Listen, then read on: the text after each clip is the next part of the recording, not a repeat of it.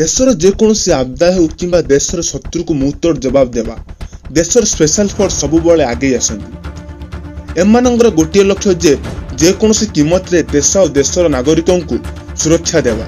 साधारणतः आपण माने जानिथिबे आर्मी नेवी या एयरफोर्स को, किंतु भारत पाखरे एमिति किछि स्पेशल फोर्स अछंती कहार नजर न आसी से शत्रुर दांत भांगी ता हाथ धरे दियंती।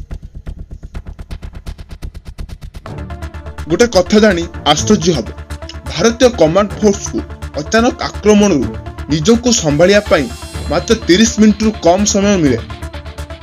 यह एमिति एक फोर्स जेबेठारु यह को तैयारी करा जाइछि तुमे केवल यार ना सुनिच किंतु केही यह को देखि ना। फ्रेंड्स, आमे एमिति एक स्पेशल फोर्स विषय रे कहिबु। यार व्यवहार केवल सबुठारु इम्पॉसिबल जो मिशन कहते से मिशन पे व्यवहार करा जाए। यही स्पेशल फोर्स देशर सीक्रेट एजेंसी रो अंडर रे थाए। यही फोर्स रे काम करुवा कमांडो को सबुठारु घातक कमांडो कहा जाए, जहां पर शत्रु को माटी रे मिसेदा फुंकी देवा सहित समान। कथा कौन कि जते बेले उरीर आक्रमण रो प्रतिशोध नवा पाई जो स्पेशल फोर्स रो व्यवहार करा जाइथिला, सेही फोर्स रो ना हला स्पेशल ग्रुप। तिब्बत गुरु तला नेबा भारत आसवा 3 वर्ष पर 14 नवेम्बर 1962 स्पेशल फ्रंटियर फोर्स रो गठन कर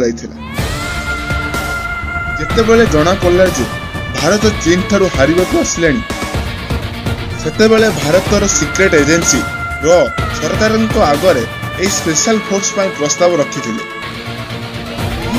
फोर्स रे केवल तिब्बत लोक मान को रखा जाइथिला।